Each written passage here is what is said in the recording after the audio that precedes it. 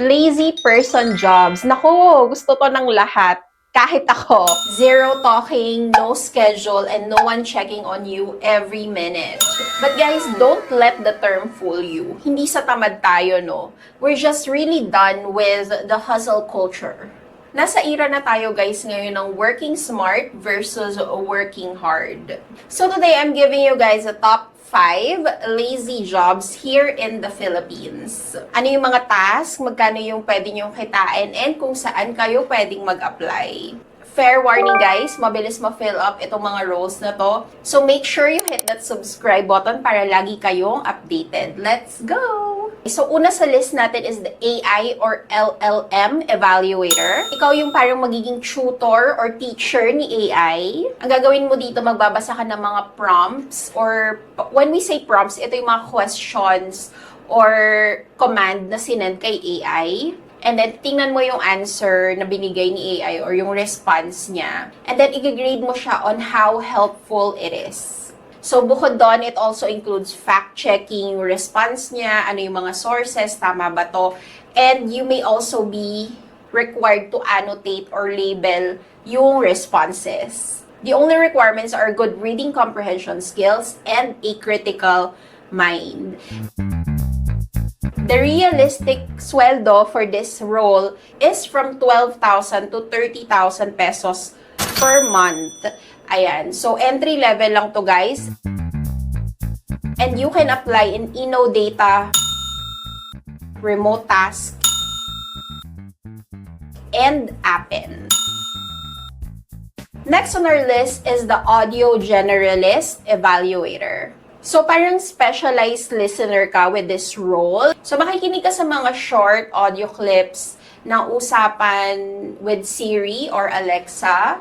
And i-verify mo kung yung transcription is accurate or if the voice sounds natural. Sometimes kasi people when they drive, they ask Siri or Alexa to type it in their messages. So, i-check mo kung tama ba yung ginawa niyang transcription. And also, if the response is natural, like it sounds natural, hindi robotic. And then this role also includes categorizing conversations and labeling yung audio speakers. Okay, so for this role, you need strong listening skills and fluency in the language that you're training, either Filipino or English.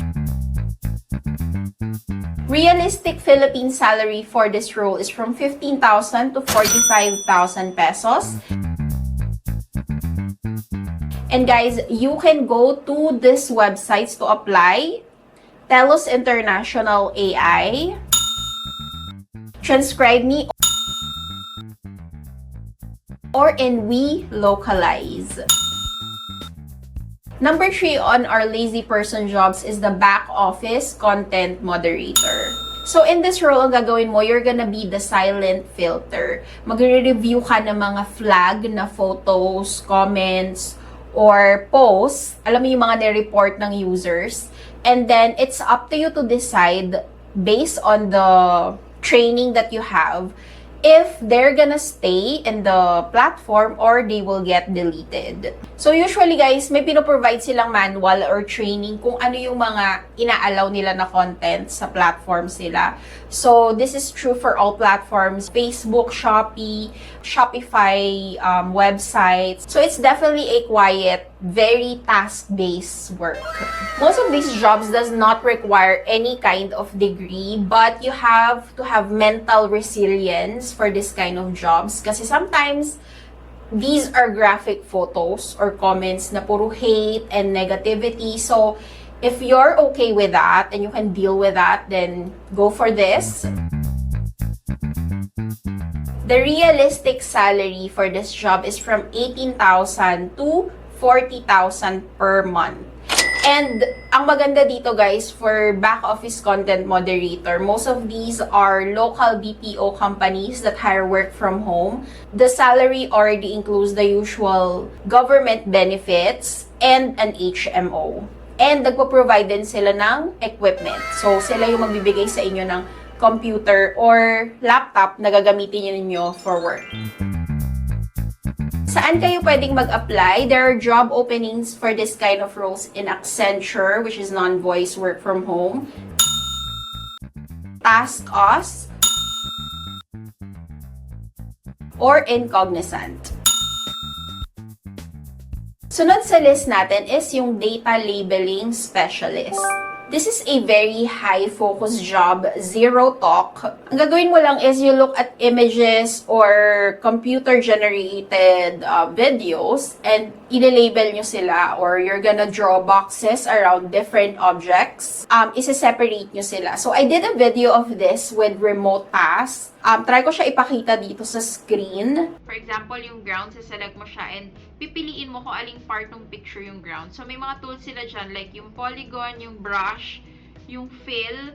So, it's like coloring paint.